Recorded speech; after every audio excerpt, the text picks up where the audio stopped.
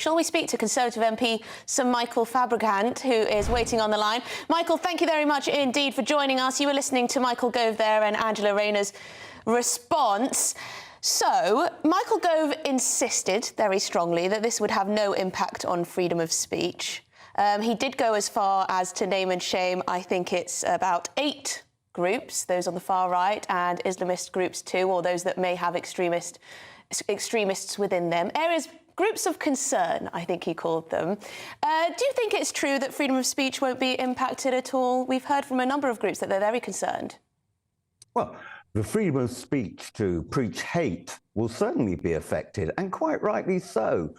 Look, this is a very, very delicate matter, and government after government of all political shades have failed to tackle it. It's like, if you like, the grooming gangs in Rochdale, which is a different issue. But, you know, there the police didn't want to tackle it for fear of upsetting certain groups or being accused of being racist. But it does need to be tackled. We've seen an increased amount of anti-Semitism in the country and Islamophobia too.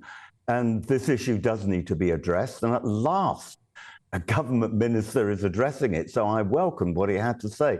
But I will say this, although Angela Rayner did support the generality of it all, I'm pretty sure that from what she was saying, that when it comes to actual organisations being prescribed or being named by the government to not receive funding, we'll see a howl of outrage from the Labour Party, because that's invariably what happens. It's interesting. Angela Rayner didn't necessarily... She sort of sidestepped the issue of naming these groups. She criticised the process, criticised the leaking, criticised how it had been discussed in the newspapers. When it came to the announcement, she studiously avoided being critical or landing one side of the fence or the other side of the fence on the actuality of it. But some of these groups, Michael Fabricant, have come out today and said, or at least a coalition of Muslim groups, has said that this is a solution looking for a problem that doesn't exist. There's already a lot of denial about the problem of extremism. Yes, well, they would do, wouldn't they? Particularly some groups who have been preaching hate.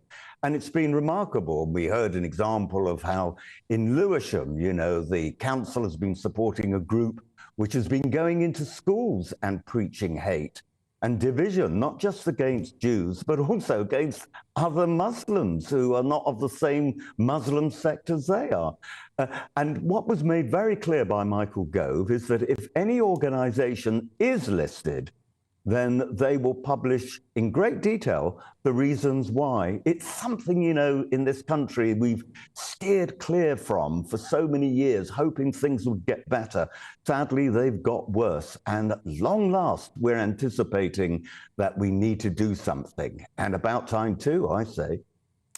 There wasn't really talk of any specific sanctions other than not receiving public money or being involved with the government in any way. Is this guidance, what exactly is this guidance there to do? Because the government presumably shouldn't be working with these types of organisations anyway. It seems, is this just to spur a debate rather than to actually lead to any substantial crackdown? Well, I can understand your thinking that, but look, it's not just government, it's local government as well. And we've seen local government involved with some incredibly shady organisations. So someone's got to get a grip of it, and this is exactly what Michael Gove is trying to achieve. It's not going to be easy. It's something that we've not done before. Look, if it turns out that they've actually broken the law, then the full weight of the law will come down on them. But what the difficulty has been is that those who are just inside the law, yet by preaching hate, could lead indirectly to various people and organisations actually breaking the law and committing acts of terror in this country. And that's completely unacceptable.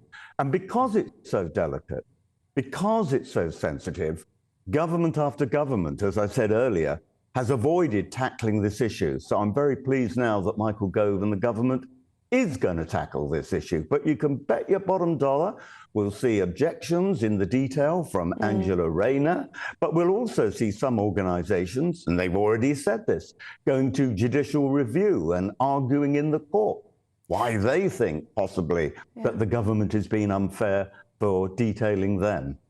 Michael, Angela did raise something else which perhaps has caused a little bit of embarrassment for the government. The issue of this Islamophobia advisor, anti-Muslim hatred advisor. There was a name leaked to the press. Leaked to us. Well, leaked to us, yes, leaked to GB News. And then he came out pretty quickly saying, actually, well, quitting the role before he'd even started. Is there anyone waiting in the wings to take this job? He complained that it wasn't very well paid. Well, believe me, I think everybody who's in government service will argue they're not very well paid. But I haven't. I just don't know. Actually, I'm not in the department, and you're going to have to ask Michael Gove that one. Michael Fabricant, another story that's in the press today are the rumours. The growing rumours of vultures circling around Rishi Sunak. Supposedly, we learned that cabinet ministers have been meeting to see what could be done and perhaps face the extraordinary position of a sixth Prime Minister, a sixth Conservative Prime Minister since 2016.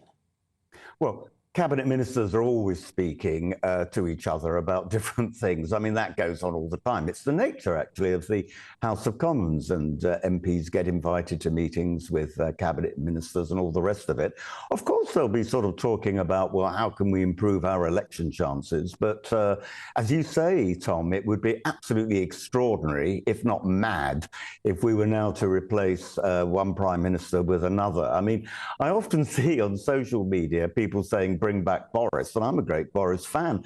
But, you know, you can't have someone who's not a member of parliament becoming prime minister unless you do something like the 18th century where you had lords who were prime minister. I don't think that's going to happen somehow. Although, Michael Fabricant, when Alec Douglas-Home became Prime Minister, he was originally a member of the House of Lords. He had to become a member of Parliament in order to take Prime Minister's questions and all the rest of it. There were a few days when technically he was a member of neither House and was technically Prime Minister without having a seat in either the Commons or the Lords. There's hope for you. Well, I can tell that Tom has done a good political degree at Durham University, with a first, remembering all that, and it's true. But I don't think that's going to happen again. And look, Alec Douglas-Home is one of the shortest-serving prime ministers there was, and it brought in a Labour government. So I don't think that's a good idea. Well, I'm glad we got in the trivia, but yes, I do. I completely take your point. The last proper prime minister from the Lords was Victorian. It was Salisbury, I think. So that was a long time ago. I think we probably have moved on. Michael Fabricant, thank you very much for joining us here on Good Afternoon Britain. Yes, thank you, Michael.